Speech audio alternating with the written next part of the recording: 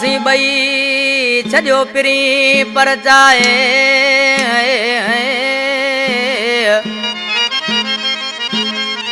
वो रुठल वासी बई छॾियो पिरी पर चाहे वो न तो हथ पेर न ता लाए दरवेश हाशम कबरी चवे अला। आज के माण्हू से पंहिंजे दोस्तन के जे पियो अदासीं वाकई असां रुठल हुआसीं पर मुंहिंजो जानी मूंखे परचाए वियो आहे मिनथूं मेड़ूं करे सेठ आदम कुंवर उसा साजन सिकायल रुठल हुयो मुंहिंजो जानी अची मूंखे भाकर विधाई ओ मुझे गलन ते मिठियूं ॾेई मूंखे परचाए छॾियाई मुझे गलन ते मिठियूं ॾेई मूंखे परचाए छॾियाई रुठल हुयो मुंहिंजो जानी अची मूंखे भाकुर विधाई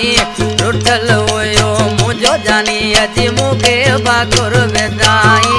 मुझे गलन ते मिठियूं ॾेई मूंखे परचाए छॾियाई अड़े मुझे गलन ते मिठियूं ॾेई मूंखे परचाए छॾियाई।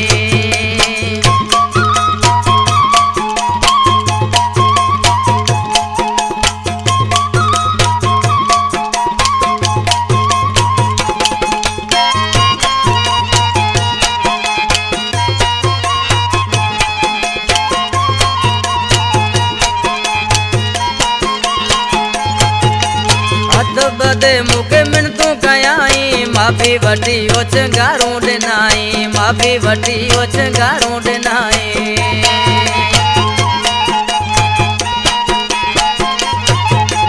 हथ बदे मूंखे मिनतूं कयाई माफ़ी वठी ओछ गारूं ॾिनाई माफ़ी वठी ओछ गारूं ॾिनाई कॾहिं न तोखे छॾींदसि हाणे ईअं बि चयाई मुझे गलन ते मिठियूं ॾेई मूंखे परचाए छॾियाई मुझे गलन ते मिठियूं ॾेई मूंखे परचाए छॾियाई।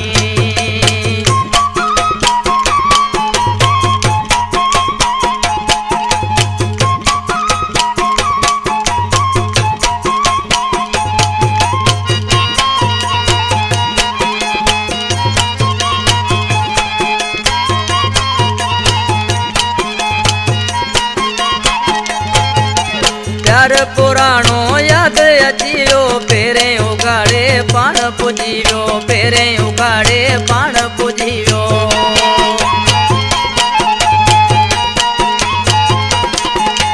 प्यार पुराणो याद अची वियो पहिरें उगाड़े पाण पुॼी वियो पहिरें उगाड़े पाण पुॼी वियो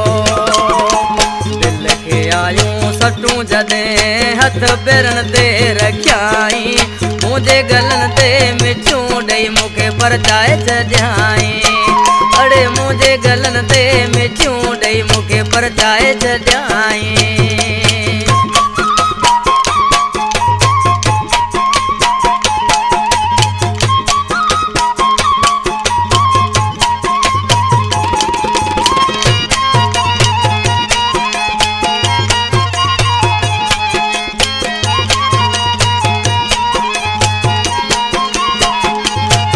अड़े कसम आ तोखे हाशम कपरी ईअं चई बस पयो चंबड़ी ईअं चई बस पयो चंबड़ी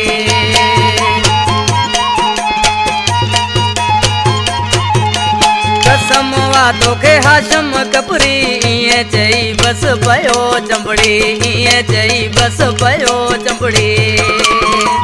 रोकन शाजा वास्ता ॾेई मूंखे भरवसो ॾिनाई मुझे गलन ते मिठियूं ॾेई मूंखे परचाए छॾियाई अड़े मुझे गलन ते मिठियूं ॾेई मूंखे परचाए छॾियाई रुठल हुयो मुंहिंजो जानी अची मूंखे भाकुर विधाई